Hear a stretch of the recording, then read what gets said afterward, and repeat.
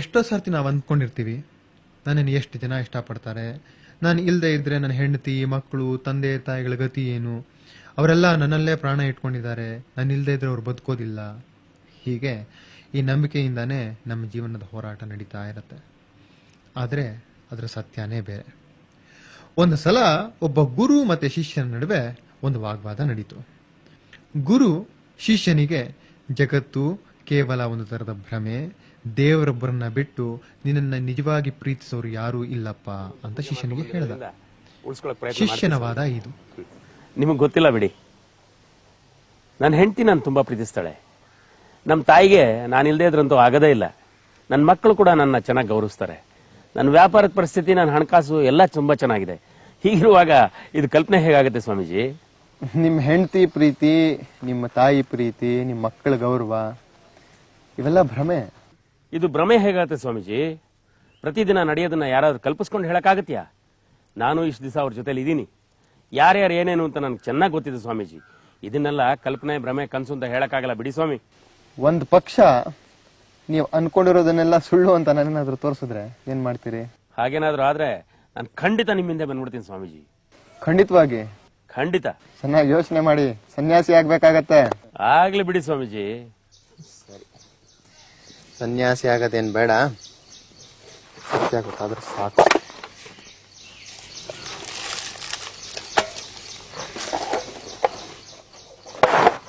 ನೋಡಿ, ಇದನ್ನ ತಗೊಳ್ಳಿ. ಇದನ್ನ ಮನೆಗೆ ಹೋದ್ಮೇಲೆ ತಗೊಂಡ್ರೆ ನೀವು ಸತ್ ಹಾಕಿ ಮಲ್ಕೊಂಡಿರ್ತೀರಿ, ಆದ್ರೆ ಸತ್ತಿರೋದಿಲ್ಲ. ನೀವು ಸತ್ತಿದಿರಿ ಅಂತ ಗೊತ್ತಾದ್ಮೇಲೆ ನಿಮ್ ಮನೆಯಲ್ಲಿ ಯಾರ್ಯಾರು ಯಾವ್ಯಾವ ರೀತಿ ನಡ್ಕೊಂತಾರೆ ಅನ್ನೋದು ನಿಮ್ಗೆ ಕೇಳಿಸುತ್ತೆ. ಸರಿಯಾದ ಸಮಯಕ್ಕೆ ನಾನು ಬರ್ತೀನಿ ಅಲ್ಲಿಗೆ. ಆದ್ರೆ ಇದರಿಂದ ಏನು ತೊಂದರೆ ಇಲ್ಲಲ್ಲ ಸ್ವಾಮೀಜಿ? ಜೀವಕ್ಕೇನು ಭಯ ಇಲ್ಲ. ಯಾಕೆಂದ್ರೆ ನನಗೆ ಇನ್ನು ಮುಂದೆ ಬೇಕಾಷ್ಟು ಜವಾಬ್ದಾರಿಗಳಿದೆ ಸ್ವಾಮೀಜಿ. ಪರವಾಗಿಲ್ಲ, ಏನು ಹೆದರ್ಕೋಬೇಡಿ, ಹೋಗ್ಬಿಟ್ಟು ಬನ್ನಿ. ನಾನು ಸರಿಯಾದ ಸಮಯಕ್ಕೆ ಬರ್ತೀನಿ. ಆಯ್ತು ಸ್ವಾಮೀಜಿ, ನಾನು ಬರ್ತೀನಿ. ನಮಸ್ಕಾರ. ಗುರು ಕೊಟ್ಟಂಥ ಔಷಧಿಯನ್ನ ತೆಗೆದುಕೊಂಡು ಶಿವಪ್ಪ ಮಲಗಿಕೊಂಡ.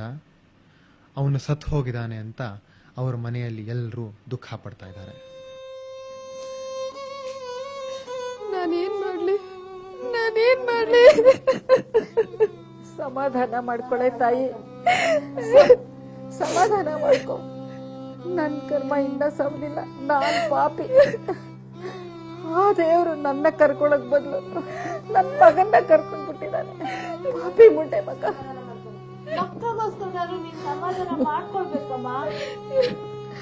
ನೋಡಿ ಲಲಿತಮ್ಮ,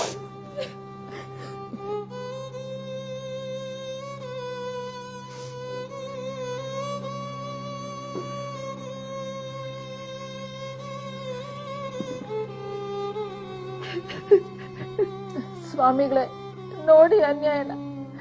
ಬೆಳಿಗ್ಗೆ ಚೆನ್ನಾಗೇ ಇದ್ದ, ಎಲ್ಗೋ ಹೋಗ್ ಬಂದ, ಆಮೇಲೆ ಮಲಗ್ಕೊಂಡ, ಆಮೇಲೆ ಈಗ ಹೋಗ್ಬಿಟ್ಟ. ಶಿವಣ್ಣ ಇನ್ನು ಸತ್ತಿಲ್ಲ, ಬದುಕಿದ್ದಾರೆ. ಹಾಗಾದ್ರೆ ನನ್ ಗಂಡನ ಹೇಗಾದ್ರೂ ಉಳಿಸಿರಿ.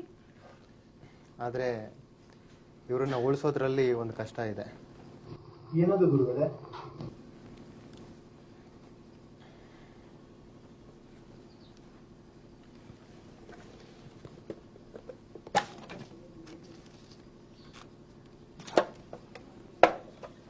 ಇದನ್ನ ನೀರಲ್ಲಿ ಕದಡಿ ಕುಡಿಸಿದ್ರೆ ಇವ್ರು ಬದುಕ್ತಾರೆ. ಅಷ್ಟೇ ತಾನೇ, ಕೊಡಿ, ನಾನ್ ಕುಡಿಸ್ತೀನಿ.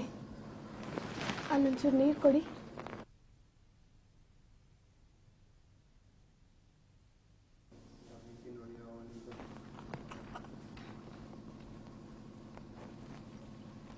ಆದ್ರೆ ತಾಯಿ, ಇದನ್ನ ಮೊದಲು ಅವ್ರು ಕುಡಿಸೋದಕ್ಕಿಂತ ಮುಂಚೆ ನೀವು ಕುಡಿಬೇಕಾಗತ್ತೆ.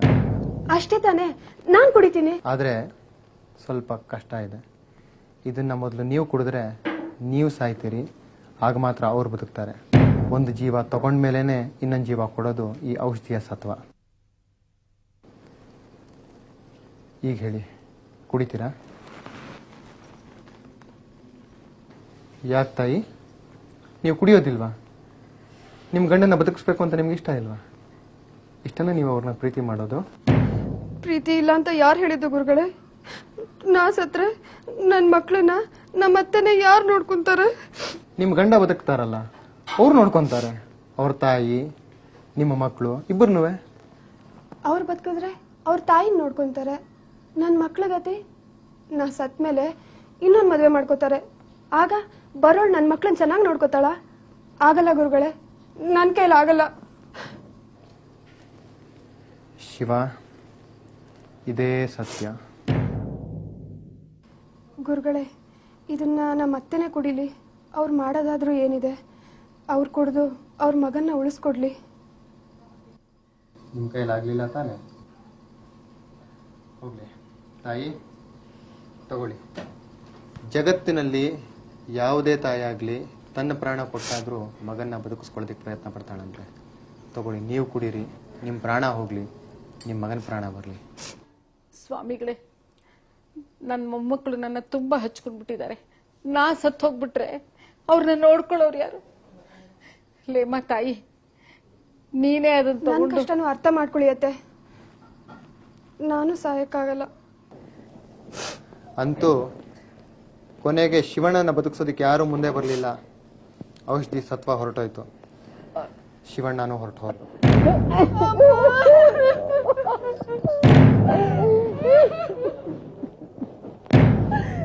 ಬನ್ನಿಪ್ಪ, ಇನ್ನತ್ತು ಪ್ರಯೋಜನ ಇಲ್ಲ, ತಗೊಂಡು ನಡೀರಿ.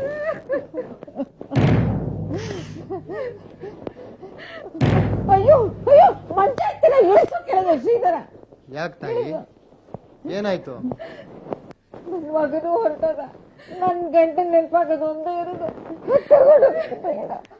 ತಾಯಿ, ಮಗನೇ ಹೋದ್ಮೇಲೆ ಇನ್ ಮಂಚಕ್ಕೆ ಯಾಕೆ ಒದ್ದಾಡ್ತೀರಿ?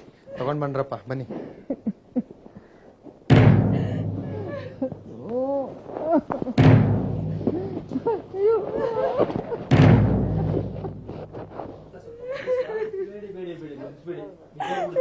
ಸ್ವಾಮೀಜಿ, ಏನು?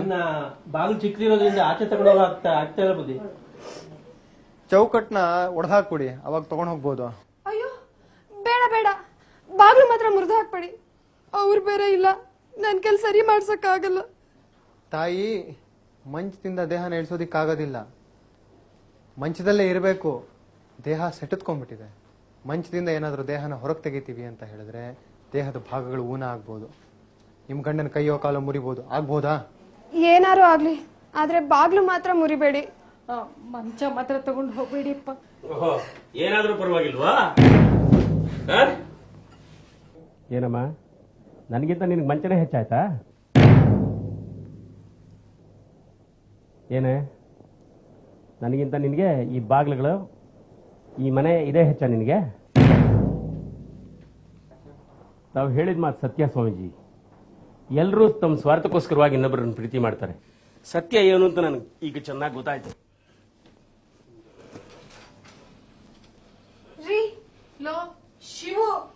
ಶ್ರೀರಾಮಕೃಷ್ಣರು ಹೇಳ್ತಾರೆ, ಜಗತ್ತಿನ ಜನ ಎಲ್ಲಿವರೆಗೆ ತಮ್ಮ ಸ್ವಾರ್ಥವನ್ನ ಈಡೇರಿಸಿಕೊಳ್ಳೋದಿಕ್ಕೆ ಅಡ್ಡಿ ಆಗೋದಿಲ್ವೋ ಅಲ್ಲಿವರೆಗೂ ಸ್ನೇಹಿತರ ತರಾನೇ ಇರ್ತಾರೆ ಅಂತ. ಸಾಧಕ ಅಂತ ಅನ್ನಿಸ್ಕೊಂಡವನು ತನ್ನ ಜೀವನದ ಘಟನೆಗಳನ್ನು ಸರಿಯಾಗಿ ವಿಶ್ಲೇಷಣೆ ಮಾಡಿ, ದೇವರು ಮಾತ್ರ ನನ್ನ ಸ್ವಂತವನು, ನಿಜವಾಗಿ ನನ್ನನ್ನು ಪ್ರೀತಿಸೋನು ಅಂದ್ರೆ ಅವನು ಒಬ್ಬನೇ ಅಂತ ಅರ್ಥ ಮಾಡ್ಕೊಳ್ತಾನೆ.